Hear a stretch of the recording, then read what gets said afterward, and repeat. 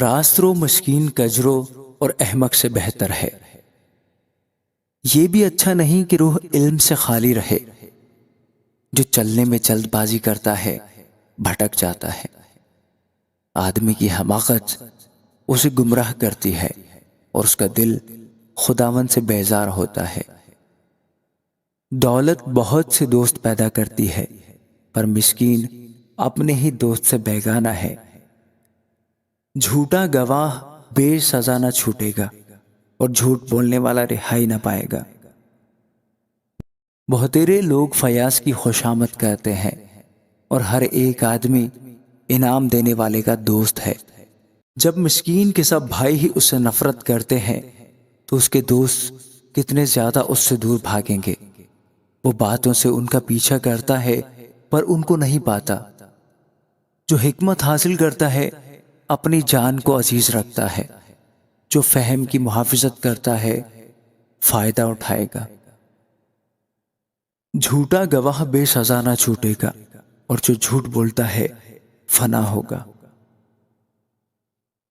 جب احمق کے دل کے لیے ناز و نعمت زیبا نہیں تو خادم کا شہزادوں پر حکمران ہونا اور بھی نامناسب ہے۔ آدمی کی تمیز اس کو قہر میں دھیما بناتی ہے اور خطا سے درگزر کرنے میں اس کی شان ہے۔ بادشاہ کا غضب شیر کی گرج کی مانند ہے، اس کی نظر عنایت گھاس پر شبنم کی مانند۔ احمق بیٹا اپنے باپ کے لیے بلا ہے اور بیوی کا جھگڑا صدا کا ٹپکا۔ گھر اور مال تو باپ دادا سے میراث میں ملتے ہیں، لیکن دانش مند بیوی خداوند سے ملتی ہے۔ کاہلی نیند میں غرق کر دیتی ہے اور کاہل آدمی بھوکا رہے گا۔ جو فرمان بجا لاتا ہے اپنی جان کی محافظت کرتا ہے، پر جو اپنی راہوں سے غافل ہے مرے گا۔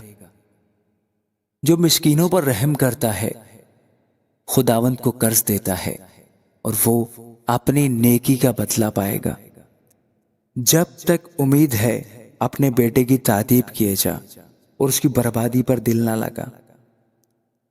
شدید الغضب آدمی سزا پائے گا، کیونکہ اگر تو اسے رہائی دے تو تجھے بار بار ایسا ہی کرنا ہوگا۔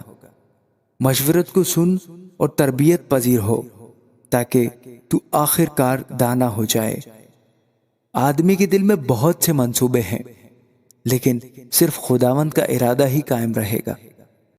آدمی کی مقبولیت اس کے احسان سے ہے اور کنگال جھوٹے آدمی سے بہتر ہے۔ خداوند کا خوف زندگی بخش ہے اور خدا ترس سیر ہوگا اور بدی سے محفوظ رہے گا۔ سست آدمی اپنا ہاتھ تھالی میں ڈالتا ہے اور اتنا بھی نہیں کرتا کہ پھر اسے اپنے منہ تک لائے۔ ٹھٹھا کرنے والے کو مار، اس سے سادہ دل ہوشیار ہو جائے گا، اور صاحب فہم کو تنبیہ کر، وہ علم حاصل کرے گا۔ جو اپنے باپ سے بدسلوکی کرتا اور ماں کو نکال دیتا ہے خجالت کا باعث اور رسوائی لانے والا بیٹا ہے۔ اے میرے بیٹے، اگر تو علم سے برگشتہ ہوتا ہے تو تعلیم سننے سے کیا فائدہ؟ خبیث گواہ عدل پر ہنستا ہے اور شریر کا منہ بدی نکلتا ہے۔ ٹھٹھا کرنے والوں کے لیے سزائیں ٹھہرائی جاتی ہیں اور احمقوں کی پیٹھ کے لیے کوڑے ہیں۔